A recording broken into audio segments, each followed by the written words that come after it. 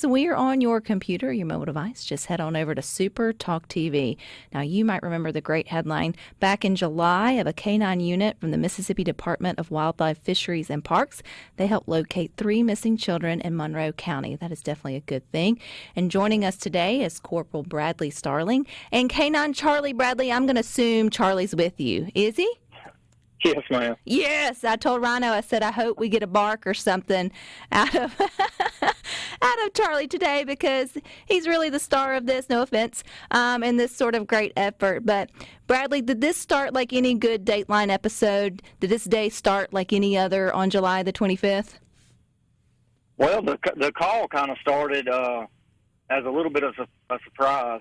We had been training earlier that day and had kind of wrote it off as just another good day of training. And I received a call from the Monroe County game warden, Jay Holman, and he informed me that he had 3 missing children and wanted to know if I could come. And of course, that's one of the reasons why we have these K9s. And so I jumped at that opportunity to get down there, and that's kind of how it all started, with just a little phone call.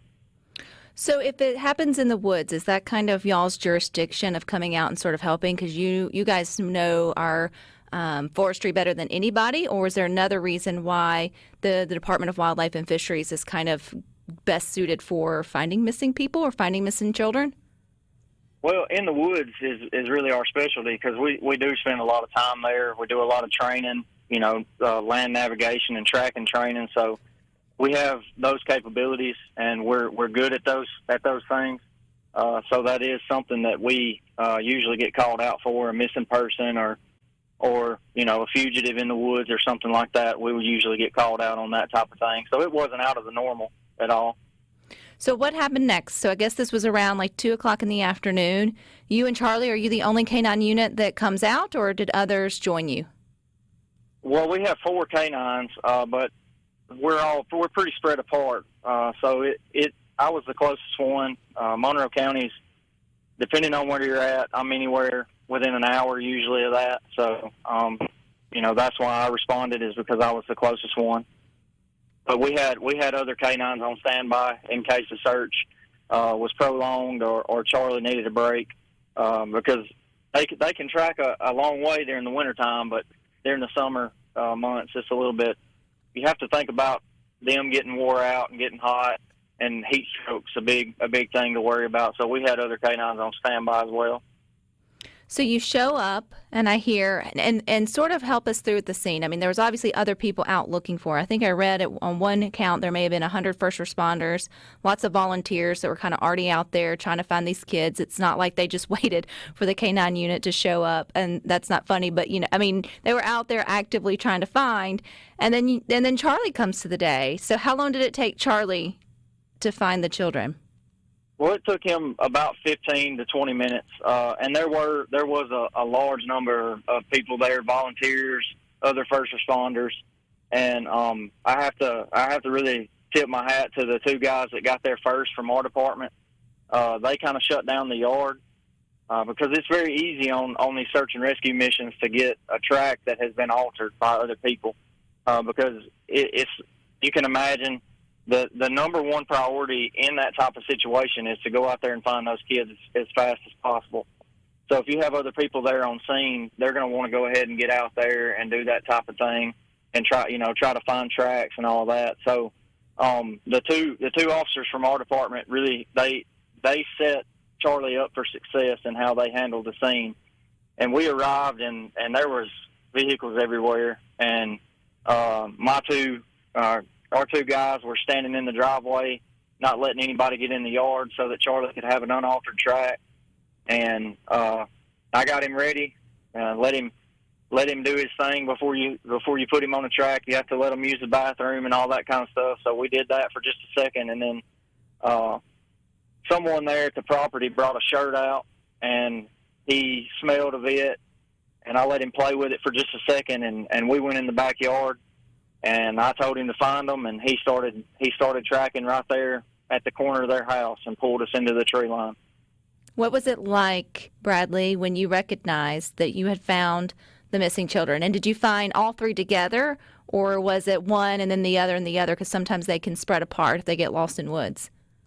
Well, the oldest child seemed like she was the ringleader, so she kind of had them reined in pretty good when I found them. But we tracked a ways there, and some other first responders had went around and they had found a track from one of the little girls, and Charlie took us right to that track where they were, and then I put him back out, and Charlie and I headed up down the trail or down the track alone, and ended up losing the track.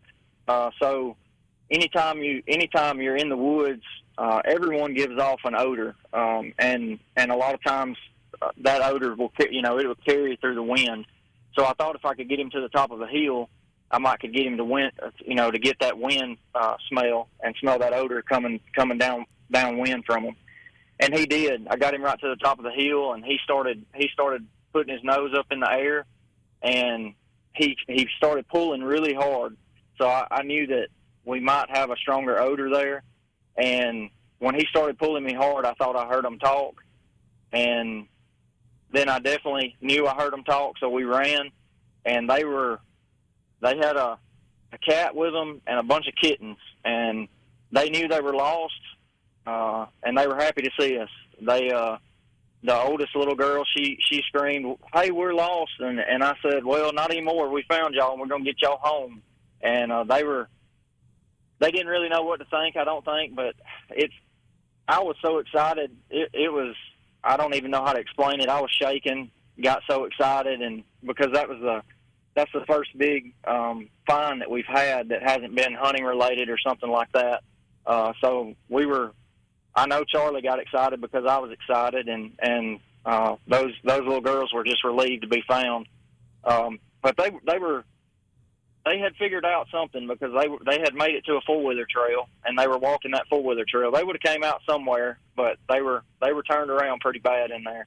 That's okay, though. At least they were home, got home safely, and Charlie was able to execute and do his job well, and that we even have things like the K-9 unit with the Department of Wildlife and Fisheries in case those things happen. I mean, as a mom, I'm like, wow, it's just good to know those resources are out there. Did Charlie care about the cats at all, Bradley? I'm thinking, did that help? The cat scared more about him than he did. Charlie is there's one thing in his life that he really cares about, and that's his tennis ball. And so he had his tennis ball, so that was all that mattered at that point. And that cat did attack him. Oh, bless she was trying to protect her kittens, and it did attack him, but he didn't even acknowledge it, really. He had that tennis ball, and that was all he cared about. Does he get positive reinforcement, steak for dinner, maybe a little ice cream at the bowl, something like that for a job well done? I'm sure y'all have it way more professional than that, but... Well, he got a bunch of extra treats that night. Yep. That's really cool. How long have you been with the K-9 unit, Bradley? We started the K-9 unit last September. We picked the dogs up the week after dove season opened last year, and we started training toward the middle of September there. Trained for 12 weeks. Is there? So we've been on the road since last November together. Are they scattered? You mentioned there's 4 of you guys, or 4 dogs in the K-9 unit with the department. Are y'all scattered across the state? Because, I mean, I'm thinking if something happened on the coast, that's a long drive for Charlie to get down there and help. We've got me in the north, and then Bailey Jones and Dempsey in the central region, Larry Primo and Ranger in the south region, and Zach Munner and Ricky in the south region as well. And Zach Munner lives on the coast, so Ricky covers the coast for us. Well, job well done.